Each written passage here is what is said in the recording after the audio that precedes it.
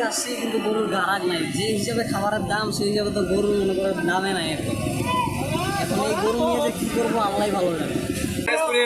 আজকের বাজার নতুন বাজার লাগছে, বাজার হিসেবে গরুর দাম কম আছে। যেটা উচ্চ বাজার ও বাজার নাই, একটু নিচু বাজার আছে, মিডিয়াম বাজার। বাবা বাজার চলছে, ক্ষতিগ্রস্ত হবে না, কিন্তু সামনে আরো 2-4 দিনে একটু আগে গেলে গরুর দাম বাড়তি হবে, অনেক বাড়তি হবে।